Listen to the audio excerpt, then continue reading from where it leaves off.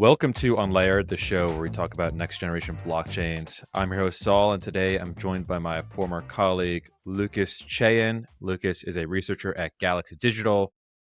He broadly covers Solana, but most recently has gained some notoriety, I guess, for writing a really good paper on AI. It's called Understanding the Intersection of Crypto and AI. And we're going to chat about all that. Lucas has pretty broad background. He's spent a lot of time in China, focusing foreign policy, and has a finance background. But these days is really deep in the trenches in crypto, and so we're super excited to kind of chop it up today. Lucas, how's it going? Good, Saul. Great to see you, and thanks for having me on. It's always been a dream to be on Unlayered. We appreciate that. Yeah, no, it's great. I feel like I see you at quite a few events just around the city too. But it's Yeah, always good to catch up and just talk about what you've been writing about, thinking about. Maybe it'd be helpful for our listeners to understand, because obviously, I think one thing that's clear, and you're seeing it a lot in crypto Twitter, is this notion of crypto and AI and these projects being kind of one of the biggest narratives coming out of this cycle that we're in. A lot of the top performers are in that space. Um, what did you try to focus on when you wrote this paper, understanding intersection of crypto and AI?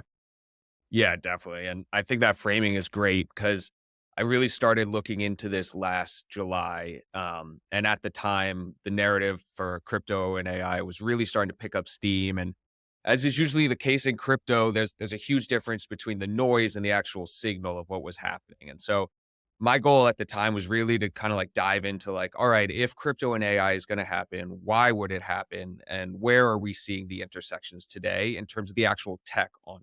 So in my report, I think, kind of break it out into three different layers. I think the first layer that we're seeing is really this hardware layer. A lot of people, and if you follow crypto, you've heard of these applications and protocols. What they're really doing is they're just providing like the base hardware, whether it's memory, storage, GPUs, so that these AI processes and workflows can actually run on chain. And I think it's probably the most oversaturated kind of sector of the AI crypto space right now. But it's also a really critical one given shortages in chips, some of the stuff that's happening on the regulatory front. So there is, like, real reasons for why these products might be used, but, there's definitely maybe a little bit of oversupply right now, in terms of the number of protocols building in that space. And can you give us just a few quick examples just to anchor us on different projects there? Yeah, definitely. So, like, the most basic way to think about it is if you are training or running a inference, like querying ChatGPT on the back end, once you do that, you have a GPU that's actually, like, running the processes and giving you the output. And so, Mhm. right now, what we're seeing is, like, very large AI companies like OpenAI are just buying as many GPUs as they can because to train these models is incredibly expensive and requires a lot of GPUs, especially if you wanna do it fast. And so we've seen a bunch of these kind of two-sided marketplaces launch up where basically what they do is they allow anybody with a GPU to provide somebody who wants to rent that GPU or to rent that GPU to somebody who wants to. So the idea is you have, all these gamers, or maybe you have old crypto miners that used to mine Ethereum on ASICs, and they have all this like mid-tier GPU supply that is kind of locked up. And so as we continue to see demand for AI processes increase, the idea is the demand for GPU will increase. And these centralized providers that we see today are probably not going to be able to meet all that supply. And there's also a question of whether they should be providing all that supply. Shouldn't there be other permissionless, trustless options to get access to this type of GPU? So the OpenAI, I think, debacle last fall, and then we also saw an executive order come out of the White House talking about regulation on AI. I think that's kind of really spurred a lot of introspection and thinking, both by people who are already building in this space, but also by outside, AI people who work at OpenAI and stuff. Thinking, all right, if we're gonna create a more decentralized version of AI so that we don't have to worry about centralization factors, about one company owning the best model. How can we do that? And I think the first thing that usually jumps to people's mind is decentralized compute marketplaces. For sure. And the in projects in this space, I'm just looking at your market map here, like Nasana, IO.net, Render, Yeah. Akash. Um, these are kind of the names I've heard talked about the most with respect to crypto and AI. I guess aside from BitTensor, which we'll get into what they do as well. Okay, and then you said there's another category. You're getting into the next Yeah. section. Yeah, so the once you have the hardware, then the question is how do you actually, like, run AI processes on chain? Because blockchains are compute constrained and AI is resource intensive, and so you really need to reconcile those 2 differences, and, Mhm. there's a new set of, I would call them, like, people are calling them connective tissue layers almost. I think that's a good way of thinking about it, and, basically what they're doing is they're reconciling those 2 differences. So they're allowing you to run the compute off chain. So, for example, run an inference or train a model using GPUs, and then post back onto chain a proof verifying that the person who said they trained that model did it with the model they said would, or with the data that they said they would. So it's really a way of making sure that you can have like access to unlimited compute while also being able to prove on chain that you did nothing malicious or nefarious. One of the biggest areas we're seeing this development happen in is something called zero knowledge machine learning, ZKML. And that's just using zero knowledge proofs basically in order to facilitate that process. We're also seeing a lot of things called co-processors kind of pop up. And that's basically instead of just providing you like the actual proof format or framework, it's like adding an actual workflow so that if you don't have much experience like generating those or coding in that, you can just kind of like plug into it and use the process itself. So I think like Ezekiel and Modulus Labs are like definitely 2 of the leaders in the ZKML space in terms of the actual like tech of the zero knowledge side.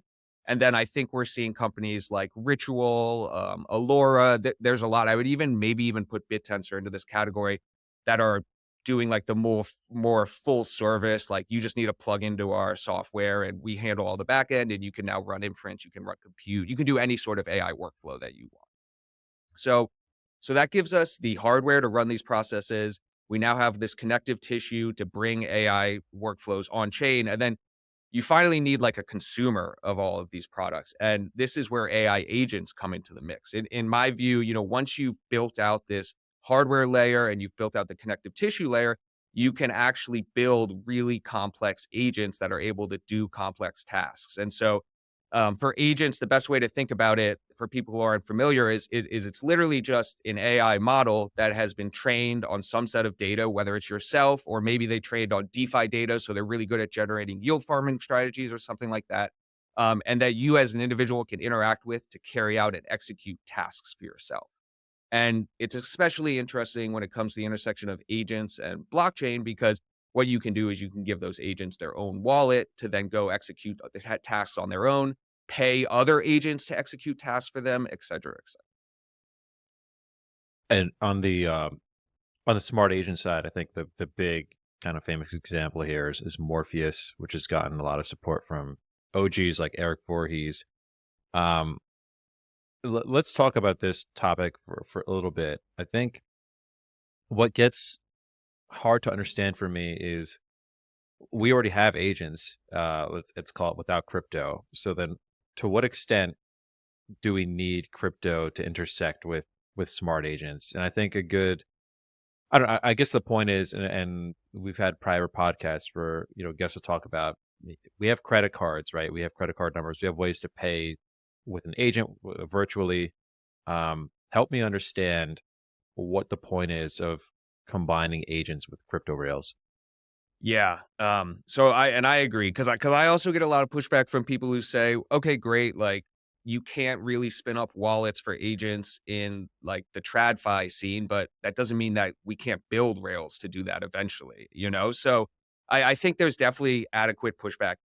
Generally, for myself, my view is the reason that it's hard to kind of envision why you should use agents with crypto at scale right now is because we're still so early in the AI crypto infrastructure development phase. And I probably should have started with that. Like my general view is we're still building out or still even just experimenting with kind of like the foundational primitives that then others can iterate and build more complex AI applications and infrastructure on. And so I think, right now, basically, we have a ton of infrastructure providers trying to figure out what those primitives are. And then you have a ton of application builders who know that there's like AI functionality they can integrate with their products, but they don't know what the full scope of that functionality is. And they don't know which primitive they should be using in order to integrate it. Because if they choose the wrong one, maybe there's a risk that then they have to go through that it doesn't pick up steam and they have to rebuild their stack to integrate with another one or something like that. So I think because the infrastructure side is still so early, it's hard to envision the more product consumer side of these things. And I'm hoping that maybe in the next 6 months to a year, just looking at talking with agent teams and seeing where they are in their development progress, it feels like in the next 6 months to a year, we'll start to see, oh, okay, cool. These agents are can be used accessibly on chain right now and interact with each other. We can't do this in the traditional financial world right now. So that ease of access, I think, is hopefully something that happens. But I do think like as agent protocols exist right now, they're way too complex. Like you have to be an incredibly sophisticated developer, or you probably have to be a incredibly sophisticated end user. I mean, like I'm not interacting with these things. I'm trying to understand them still. So there's a long way to go. Definitely. And at the end of the day, a developer of one of these protocols or whatever you want to call it, these agents that also have a token or even these inference platforms, they have to compete with literally just OpenAI's developer platform, which is so easy to use and it has the best models with the most data. The thing to remember here is I agree, like we need to kind of decentralize all this power as far as like creators of foundational models goes, and networks through which people deploy agents. But the reality is the best products are currently not in crypto. I think that could change, right, with the incentives, with better data collection at the edges of different networks. Um, but how do you think about that? Like, there's basically this interplay here where most developers are probably going to skate towards things like OpenAI, and then these crypto products have to compete both on just having a probably an inferior AI product initially, and also all this complexity you've now introduced by virtue of having a token, and kind of adhering to some of these ideals of max decentralization, and not even some of these teams are completely anon. Like, Yeah. how do you think about all that? I don't really think about it because we work in crypto and that's basically the status, you know. No. Yeah, I think about it this way. I included in my paper as well a kind of graphic on this. Similar to what we saw with DeFi, like early on in DeFi, it was like pretty basic primitives that were cool and interesting, but could be easily replicated in traditional finance. And it wasn't immediately clear like why use these. But when I started to get excited about DeFi was when we started to see the DeFi Legos play out, and we started to see these protocols iterate on each other, and then also figure out ways that they could interact and be composable together to create unique financial products. And that's what I think is going to happen with on the AI side as well. I think we're just so early right now, and building out this stuff is very difficult. We don't know what the primitives are going to be that we're not yet at the place where we can start building these Legos and maybe expanding the design space of what's possible relative to these centralized entities. I don't know for sure whether that's gonna happen, but that's something that I'm gonna be closely watching over the next year or 2 is as we see infrastructure side built out, are we seeing improvements in terms of on the product side, and are they at all competitive with things that ChatGPT offers?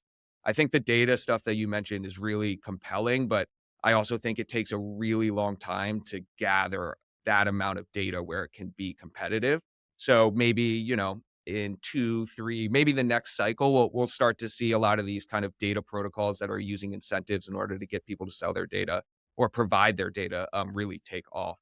Um, I also just think generally, like, it's gonna require a huge shift in how people think about their data. I think right now people think about their data as in like, "Oh, Facebook has my data, and, like, that sucks, but that's the status quo. That's the way the world works, and it's easy for me." Mhm.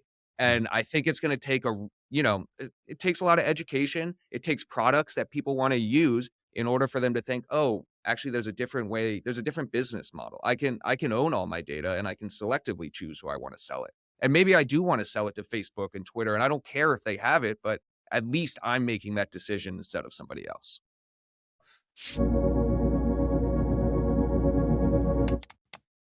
Right, right. Let's actually talk about some of these because you mentioned them in your report, like Ocean, Grass, Hive Mapper, and then there's guys like Demo. Um, to me, what's really cool about them is you can take a foundational model and fine tune by kind of tapping into this crowdsourced data. And to me, I think you can actually get a pretty big lift without a ton of data. Like you don't need to collect the petabytes of it, right? And it actually gives you a better product than what you could do off the shelf with an LLM. Um, are there any other kind of projects that have because I think this report came out about a month ago in February, and there's now like every week it seems like there's new kind of things happening here. Um, are there any other cool projects? I feel like this could even deserve its own section. I think this will Oh, be probably the most one of the most emergent and powerful intersections of crypto and AI is just incentivizing, like to your point, that sharing and giving people rewards for sharing their data instead of just having it all siloed inside of different applications. yeah. And like I to be honest, I would have liked to include data in the report because I agree. I think it's like one of the biggest pieces of this whole thing. I just seen so many people write about it already. I just felt, I felt like I didn't bring a unique angle to the conversation as much. But I do think, in terms of the data side of things, that some of the cooler things I'm seeing or newer things I'm seeing, is I think we're seeing like we're seeing tokens, uh, we're seeing projects start to like try to implement like BitTensor like models with data, create very complex like incentive farming schemes to try and get people to provide their data. I think another really interesting things is things like what the Graph protocol is doing, where they're basically saying like, "Hey, we have like indexed most of the blockchain at this point, and but what we have not done it is index it in a way where it's easily readable by machine learning programs." So there's projects that are going onto the Graph and other data providers and basically like re-indexing the data, so it's very simple for anyone working in AI to just like have their model train off of that data or use an inference using that data. I think that's going to become increasingly important as data providers realize like the easier we make it for these AI projects to use our data, the more likely they're going to use our data. For sure, for sure. And it's just interesting to note as well, if you step into like the Web 2 world, Reddit's going to IPO soon. And I think part of that has to do with just the fact that people are realizing how valuable Reddit's data is. And, some of these deals they're striking with unnamed AI companies, $60 million a year plus, to have them kind of read through all this human generated, or for the most part, human generated data, and then use that to train, fine tune models that can deliver a lot of value to consumers. And on X.com is, Elon got caught a lot of flack for kind of upping the charge on the API access for tweets and things like that.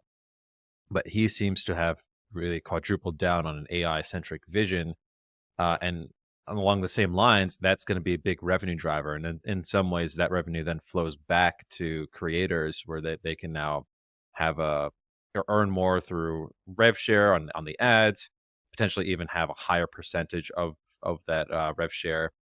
And so Yeah. it's interesting to compare what's happening in Web 2 versus Web 3 because those guys aren't like necessarily asleep at the wheel. They're moving pretty quickly on AI centered strategies as well.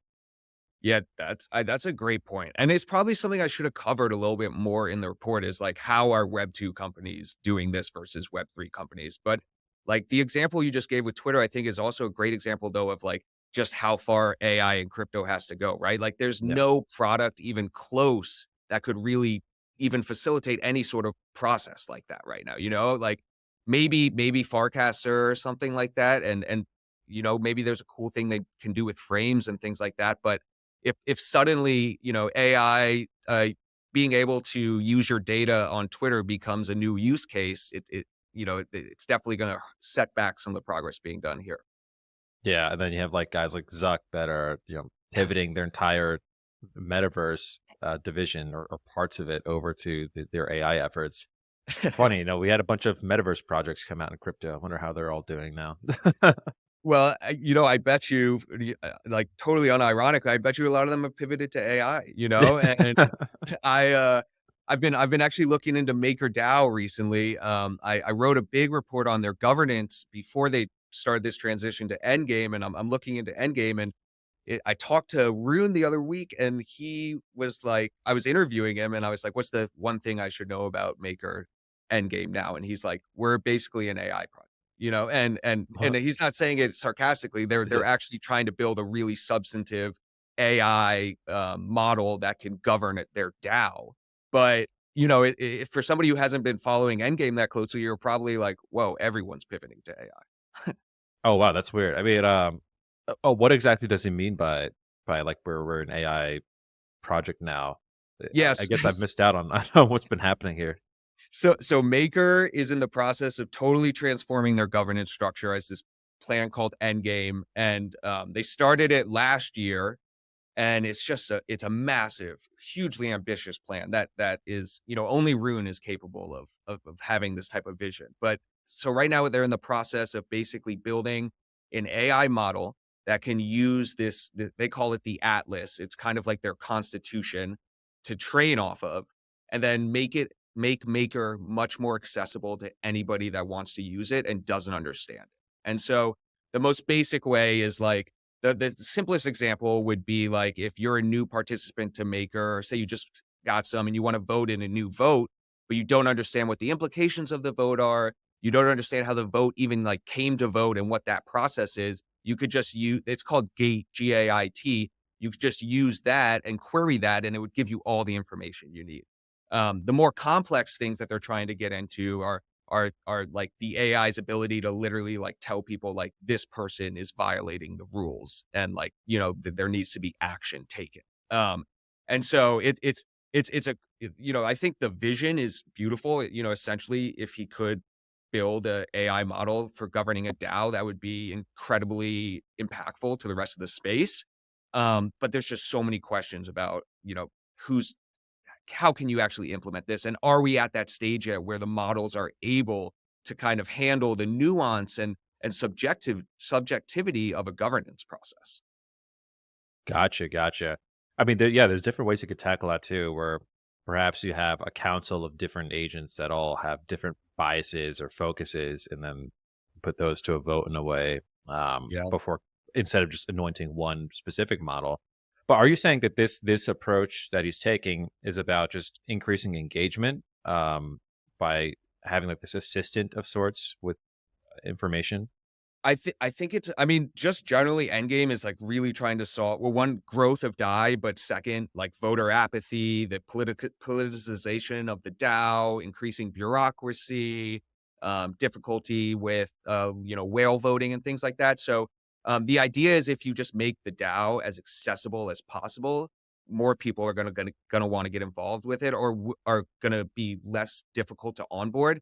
And then couple with that with all of these kind of yield farms that they're spinning up and a ton of like tokenomics changes that they're making, like that should draw people in. And then the AI should keep people in because it no longer becomes a burden to participate in governance at Maker. Gotcha. Yeah. So it sounds like he's kind of taking all of these documents, proposals, the Constitution, you said, shoving that as like a context for the LLM. I guess that's generating these outputs and then allowing people, basically creating an easier interface through which one can get up to speed and then ideally vote with the most information that they could possibly have. It's Yep. interesting, DAOs and a lot of crypto projects are often great experiments to see how you can kind of tweak governance and tweak how people participate in different communities. And I wonder if you will see kind of these experiments manifest in like outside of crypto in the real world. Yeah. Um, like, will people like because voter apathy is a thing, outside of crypto, right? Like, yeah, any election that's not the presidential election, you're not really getting high participation down ballot when in fact that is probably the most impactful area that would affect one's day to day life. And then it gets into the question of how to what extent are we going to start leaning more on artificial intelligence and tools to better understand what's happening from the voters' perspective. Yeah. I think the big thing that always comes to me when talking about this is like are we making people more stupid, you know? And, I don't think so. I hope not, but I do think it's a good example of why, the data aspect is so important because ultimately, if you have a model that is telling people how governance works, the first question you should be asking is like, who built that model and what did they put into that model, you know? And if you can maybe take Maker's governance model, for example, and you can have it interpret the laws or you can have it interpret an upcoming vote based on like your own preferences versus somebody else, it just adds a lot more subjectivity to how the model governs the protocol or the application. And that's not really something you want because as much as we want people to be able to interpret the rules, if you're using a model to tell people what the rules are, it becomes difficult when people are like, "Well, the model told me that this worked," and they're like, "Well, the model's wrong," and they're like, "Well, the Yeah. model's the Constitution." Right, yeah, it's not a primary source, and then there's all kinds of things you could do in the middle there to nudge people in one direction or the other. This is always kind of a issue I've had, not an issue, but just something I've noticed with algorithms where you even see it in like GPS applications where I feel like the meta has changed where they're almost kind of not always suggesting the fastest route. And in fact, they're not. Oftentimes I have to scroll down and find the faster route, but maybe it's because they don't want a bunch of traffic going one particular direction. I don't know. I just noticed that it's interesting. That's a great Um, example. and then you could do that with models that are summarizing thousands of pages of documents and have no idea. Yeah.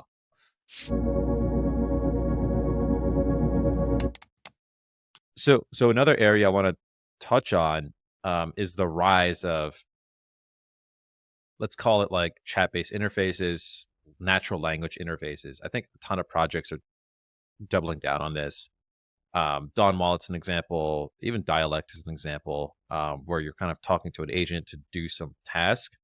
Yeah. I'm just wondering, do you think that's end game for how people will use applications? Like, how do you think we're going to see interfaces change as AI products become more embedded in crypto user experiences?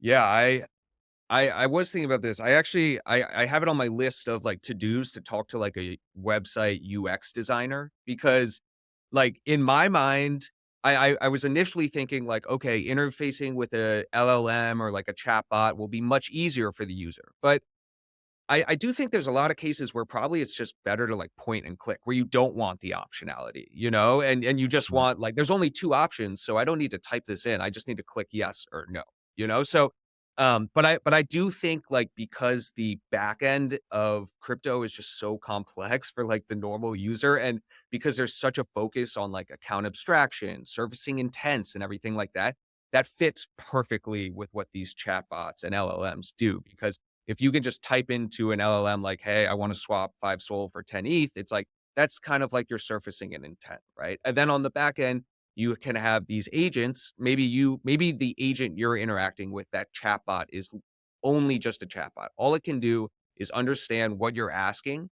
And then on the other side, what it can do is it can identify the right agent to then execute that task for you. And so I think like Dawn Wallet, Dialect right now are like the early iterations of what this is going to look like. And then as we see that connective tissue layer built and these AI agents can begin to interact with each other and outside products better, things like Dawn Wallet will sound a lot cooler because you're no longer just be saying like, "Hey, I want to swap 5 ETH for 10 Bitcoin," or whatever. I want to Right. swap some ETH for something.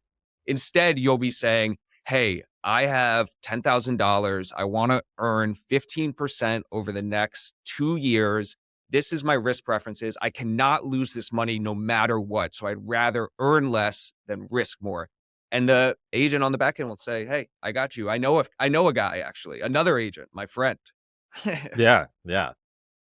It makes a ton of sense. I think the way I see it is these natural language interfaces are going to look really silly in about a few, I don't know how long it'll take, a few years, 5 years, whatever. It's going to look like websites in 1992 or 1998, where they're just like ugly, not really user friendly. It's for like hobbyists. I just find that people don't want to write essays when they want to do something. Yeah. I'll watch people use ChatGPT and just see how few words they'll put on the screen and be like, yeah, there's no way natural language is going to be a thing. I think the intent-based stuff is interesting where you can customize the actual UX and, like, the design based on what you think the user wants to do, and so you'll change, like, the layout and the buttons and whatever the interface is. That feels like probably some form of that is a future, Interesting. um, but, the problem is I think a lot of these thought leaders talking about it still assume people are gonna type out what they wanna do, which to me, the future is it just infers it based on your context and then kind of over time adapts as you do things. I think like concretely a good example of this is like Unibot. That was the most interesting UI game changer in crypto I've seen in the last year, where you're in Telegram. And so it just gives you this keyboard layout and you can in 2 or 3 clicks um, just buy something. And then if you paste a contract address, it just knows and it just buys it for you. Right, like, that feels to me that kind of creativity plus what you can do in the back end with agents, to your point, whether it's one or whether it's one calling on another, I think some combo of that is actually the future of how interfaces will change. But I think too many people are not taking that leap to that next step of how you make it easier, and instead are almost force fitting, like, what you can do with an LLM into just every application, which just feels completely wrong. That's a really good point, and I think that's great nuance, to be honest. I think your vision, what you just articulated about how it'll actually end up in a few years, that makes a ton of sense to me. Um, and I also think it highlights, like one thing it makes me think of is it also highlights an advantage of crypto because it also just opens up the possibility for people to do whatever they want, right? Mhm. I have a wallet and I'll choose myself if I want to do more out like text based or more click based, and actually, while I'm doing that over a few months, like the wallet will train itself to update the UX so that it's more like to my fitting. I also think it opens up on the data side or on the shared economy side of things, the hugging face type stuff that's trying to be built on chain right now. Because you're right, like people don't want to write out an essay, but prompt engineering is a massive field. So, Mhm. maybe you just go onto a marketplace and you find the prompt that you want, and then you use a Yeah. micro payments on the back end to pay a tiny bit, and that reduces the complexity. So you don't have to write those essays. But overall, I totally agree with your view. Yeah, your UI is gonna be Queck based, I'd assume. Quex. It's gonna see all of those in your wallet and be like, "Alright." Um, so another area I wanna touch on, I admittedly don't know I know almost nothing about BitTensor. I've played around, I've been on the website, I've read the docs, and, like many crypto projects, after doing a deep dive, I walk away more confused than I was going in. Can you describe what is BitTensor? You put him in this category of artificial general intelligence, on your market map. How would you describe him? Yeah, so, like, the simplest way I try to explain BitTensor is it's instead of proof of work, it's proof of model. And what you're basically doing is you have a validator set that is sending requests to a bunch of modelers, who in this case are the miners, and then those modelers are responding with outputs. And then the validator set is grading those outputs, and whoever has the best output or you can customize it based on what you want to do for your specific subnet, which is like your own specific little ecosystem. But you distribute the rewards according to the how good the answers are. And the idea initially with BitTensor, and it's evolved quite a bit, but I put in the AGI was the idea was if you have a ton of people doing this, you're going to be building a ton of intelligence as all these models improve themselves. And over time, you kind of get this agents dynamic that we were talking about, where Mhm. suddenly you have models that are specialized in almost everything, and you have a sort of AGI. It's I think it's called like a mixture of experts, where it's like you have a ton of different experts and they work together themselves to give you an answer. So that's like the basic framework for BitTensor. And I really think if you just think about it as proof of model, like that's the core concept there, that can really help understand it. It has evolved now to the point where initially it was only like I think there was only like 8 subnets, so like 8 distinct proof of model ecosystems. For example, one incentivizing like a LLM chatbot, one incentivizing an image generator. I think they've changed the ecosystem so that now there's I think 32 subnets, and you have like distinct teams building different products on each of those subnets, and they have their own custom incentive mechanism, or not custom incentive, but they have their own way of delivering rewards to the miners. So it's evolving into like a very complex system. Just remember proof of model. Interesting. Um, I just wonder how they would ever compete with, you know, guys like Microsoft, ChatGPT, or OpenAI rather, where they have hundreds of millions of dollars and or billions of dollars even, and they're trying to build AGI.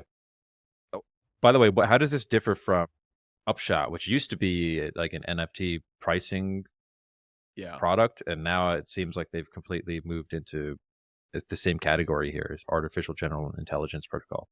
Yeah, I would put them as very similar. Like basically there's little like tweaks in the design in terms of like how tokenomics and how they incentivize people, but yeah, they're trying to do similar things. And Upshot itself right now I think is like really focused in on like the DeFi side of things, but their vision is to enable anything if I understand it correctly. And they've also, launched Allura, which is kind of like this connective tissue layer where you can now basically build any sort of incentivized intelligence mechanism that you want.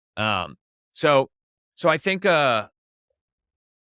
sorry, Saul, I just forgot what your question was. Oh, the difference between Upshot and BitTensor. Oh, sorry. I don't personally like. I think there's a little bit of differences in terms of how they incentivize people and like the specific things that are happening on each of them. But the big difference for me is like community. I think like what sets BitTensor apart, and when you ask like what can compete with OpenAI and Microsoft and stuff, like the best chance we have of that is building like cult like diehard communities that are all about decentralized AI on crypto. And if you go into the BitTensor Discord and you talk to some of the teams building on their subnets, you'll see like these are some very serious people. Obviously, there's a financial incentive to it, which actually helps. BitTensor is paying out like I think millions of dollars a day for people to send models. But they have a view like, hey, this is a viable future for decentralized AI, and we're going to build on it. So until I don't see kind of those types of diehard people or those types of like really intelligent ex like open AI people who have moved over to this side, I think it's a viable way forward. And I think it might be able to compete very far in the future. The biggest issue I think for both Upshot and for BitTensor is, or in my view, is like scalability because it's very difficult to create incentive mechanisms that scale to any sort of process. That makes a ton of sense. Um, I'm just like looking at this overview here. I don't know, Matt. It just feels like there's a lot of hype behind these narratives and these projects, and it's hard for me to see where the demand for, or at least from the developer side, is going to come from. Even like ZKML, like it's an interesting thought experiment. I'm not sure how important is it to like verify outputs of a model with privacy guarantees. Yeah, Um, and I given completely agree. Yeah, like given just the massive computational additional overhead that it takes to do that. Yeah. Um, I don't know, but again, like this stuff is really exciting to people, and I'm sure a lot of these projects will, kind of do well. Well, I think like if you talk to ZKML team, like if you talk to Modulus Labs, like they'll tell you like, hey, listen, we are not 100% sure like how this is going to turn out because it is too expensive right now and it is too fast and we don't know who the end client is and we don't have product market fit. So I would just definitely go back to what I was saying at the beginning where we are so early in this AI crypto integration that there's not even the base primitives yet. And like, yeah, BitTensor could be an afterthought in a year or two, but it'll probably have contributed like some element in terms of the incentive mechanism or the way the subnets or the subtiles are designed that helps advance and iterate towards a much more practical application of it that hopefully can compete over time. I mean, my general view with crypto is, if it doesn't have practical advantages over centralized alternatives, no one's going to ever use that, and it's definitely the case with AI. For sure, So for sure. Yeah, like really, and I say this in the report, like if you ask me like what's gonna happen in the next 6 months to a year, in my mind, it's like, we're gonna see a lot more developers using like Copilot to increase their efficiency, and we're gonna see like people using chatbots to understand protocol documents better. But those are the exact same things we're seeing happen in Web 2. It's not distinct to crypto and AI. But what it does do is it should help accelerate the pace at which development happens in crypto and AI, and hopefully accelerate the pace at which we can roll out products people want to use.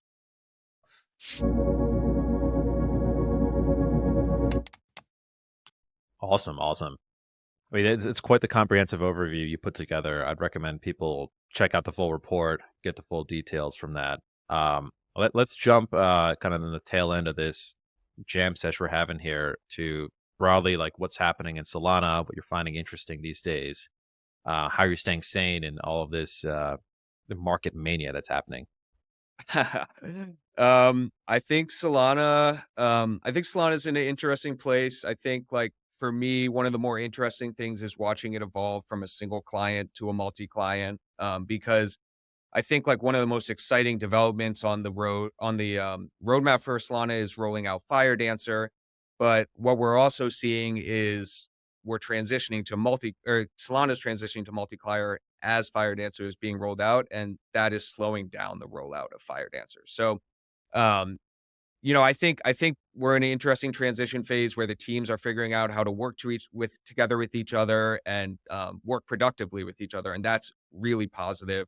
Um, I'm definitely excited by some of like the deeper tech conversations happening on Solana. Things like figuring out asynchronous execution, figuring out concurrent leaders, trying to figure out how do we do economic back pressure? Do we need economic back pressure? I listened to your podcast with Tolly where he was talking about how his favorite part was figuring out if they even need proof of history anymore. So I think for those who aren't watching Solana, they don't realize that there's a lot of developers now operating in Solana, and there's a lot of people at the core protocol level who are thinking deeply about like what are the next major tech innovations. And like we've seen with Ethereum, as they move from like a single client to multi-client, it's slowed down the progress of development. And so I'm interested to see like just how much does progress slow down? Can Solana continue to remain one of the best high performant blockchains? It definitely has the community behind it. I was at MakerDao, and I'll tell you, like people are very remain very active and excited about building on Solana. They see the unique benefits that it has. Um, so yeah, I think it's an awesome time in Solana in terms of both moving forward with figuring out some of the core tech updates they're going to make, and then on the product side, still trying to find what's going to be that breakout app that people think, all right, this is why I need to use Solana. It seems like because I know you got your start in Solana on the NFT side. That area has cooled down a lot.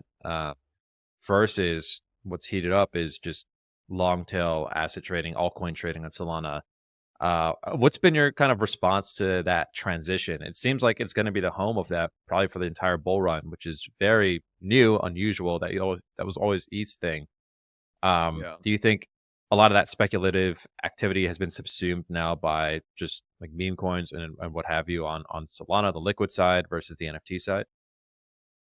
Yeah, so I've been thinking about it a little bit. I think a big factor contributing to it is one, like Bitcoin and ordinals. I think that is sucking a lot of the NFT speculation out of these other ecosystems. And then I think the second thing is, yeah, I mean, I think once people realize that instead of trading a highly illiquid picture, they can trade a much more liquid token that is, maybe that also has a community element to it. In some ways, it's just an NFT with a much bigger number of NFTs minted. Um, it's just a better way to operate and a better way to do things on chain. So I don't think NFTs are dead on Solana in any way. I continue to think that like Tensor is one of the most amazing products in crypto. I think what's happening with compressed NFTs opened the doors for a lot of things. I was really excited to see Drip House working with WorldCoin. I think we might just need to rethink how we think about what the main NFT use cases are on Solana, because there'll always be a place for some 10K PFP NFT collections. But there will also be a place for, using NFTs as a way to reward, as a way for, sorry, I just lost my train of thought. Oh, there's also a way to, there's also a way to use NFTs as a way to reward people who watch your content and things like that. It doesn't need to just be more speculative, financialized NFTs.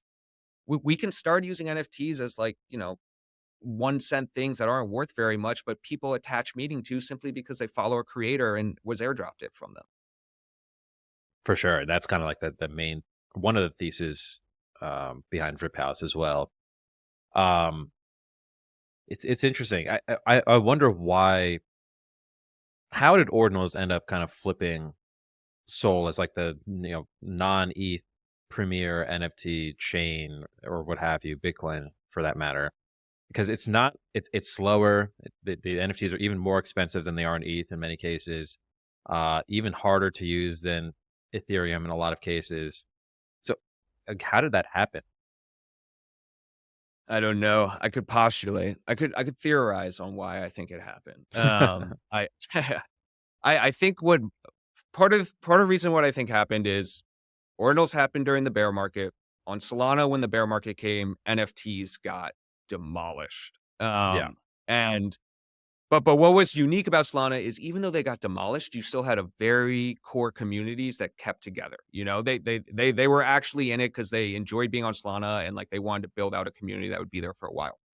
But because there wasn't really good opportunities for trading, when ordinals came about, you suddenly saw, probably the most wealthy chain have opportunities to trade NFTs. And I think a lot of Solana people were like, okay, well, we don't have a lot of liquidity. We don't have a lot of volume on our chain. It's a bear market. There's a new shiny object over in ordinals. Like, we should probably start moving our NFT efforts over there. And we actually saw early on some really big, like what you would call Solana NFT thought leaders transition over to ordinals. And, one of the big, actually, I think one of the most top projects on ordinals was founded by a Solana person, and one of the other, I think, top 20 projects was also founded by a Solana person. So there's kind of a deep interlink between Solana and ordinals, which I think is a good thing. Like I would love Solana to be more connected with Bitcoin. I think that helps Solana. Um, and I think that just kind of absorbed a lot of the NFT speculation and activity during the bear market. And now that we're back in the bull market, it doesn't really make sense to trade NFTs on Solana for the reasons we just discussed. And there's still a ton of volume and liquidity on ordinals, and the meme coin markets on ordinals are very underdeveloped and not very easy to use or good to trade. And so Mm, the best way to trade is to trade NFTs. I definitely have a theory that once we start seeing things like runes and other sort of kind of like meme coin like things come up on ordinals that on Bitcoin, we might see ordinals and NFTs take a little bit of hit because people won't have to use them to speculate. I see. I see. What about this emergent like hybrid standard that you're seeing with 404s and turning NFTs, having them have a liquid side, so to speak, where you could trade them on a SEX. You could also just trade the NFT itself on something like a Tensor or Magic Eden. Do you think that'll kind of have an impact here? Because now you're borrowing from some of this liquid token hype that Solana has and marrying it with kind of the UX and like the rich kind of infrastructure you have around marketplaces and wallets and tooling for Solana specifically. I I hope so. I'm not gonna lie, I haven't looked into it enough to um, speak about it educate or smartly, but I really do hope so, and it's definitely something I've been wanting to look in because I think it's an interesting new stand. Totally, totally. I to me that might actually be like the next primitive that captures a Interesting. lot of people. Yeah, I think a lot of people thought it was ordinals, and that might be true. Um, I just find the thing is it has to be easy for new people to use or easy enough, and I think ordinals it's just like it's just a little much. I don't see millions of or hundreds of thousands of people kind of aping into them. Yeah. Although granted, they're really popular in the APAC market, but what I do think will happen is if you can marry kind of these two sides of the non-fungible side, like the emotional attachment people get to JPEGs, with this liquid speculative side for people that just want to make it more of a business transaction, which was actually the thesis of Blur and Tensor, right? Like they're almost just kind of optimizing for trading floor NFTs and giving you all the candlestick charts and making it look like liquid trading. To me, that feels like it'll create Cambrian explosion of just interest, and you can actually move away from the PFP thing to a degree by doing that and making it just look more like a meme coin. Interesting. So I And don't and know. I'm keeping my eye on that. do you think it infuses more of like a community element as a result of it, basically? Totally, totally. I think so. Although granted, like, it's hard to predict until it comes out and we see what people do with it. It's hard to say for sure, but it's interesting, man. I will say Solana does have its share of blue chips. I think Mad Lads is kind of running back the BAYC playbook this year. Clearly, that Yeah, they got a massive allocation for just Wormhole, yeah. and probably a bunch of others on the horizon. So, NFTs on Solana aren't dead, but it is a weird world now where Magic Eden kind of topped all the marketplaces in volume, and 80% of that was from ordinals and 20% from Solana. So never really that was not in my bingo card for predictions for this year. This I that's actually I'm glad you brought that up because that is one thing that I do think about NFTs on Solana. They're definitely not dead. I mean, if we've seen anything from the teams that have built, like what Magic Eden has done in pivoting to Bitcoin, like what Tensor has done in terms of like going from being like a three-person team to the largest marketplace, like we definitely have some of the highest quality NFT builders. And I think that they are going like, and when you talk to them, like they just want to build on Solana. They don't want to go elsewhere to build. And so I definitely feel confident that they are going to be able to take maybe some of these new standards or come up with things themselves that continue to make Solana a really attractive NFT ecosystem. No doubt, no doubt. The builder quality is second to none, and probably only improve as more people get into the ecosystem and excited about it. Yeah. Um, well, Lucas, we covered a lot of topics today. Really appreciate you taking the time. Are there any closing thoughts before we finish off here? Um, my only thing would be like, I hope people are sleeping. I hope people are drinking water, and I hope people are eating. Yeah, we're in it. But yeah, I mean, other than that, I mean, thank you so much for having me.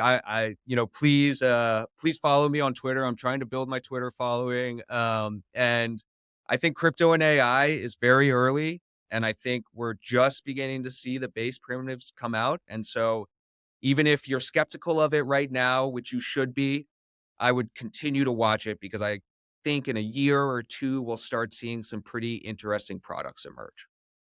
Awesome, awesome. Well, Lucas, thanks again for coming on, and we'll make sure to have your link to your Twitter and everything in the show notes. Thank you so much for having me, Saul. Good to see you.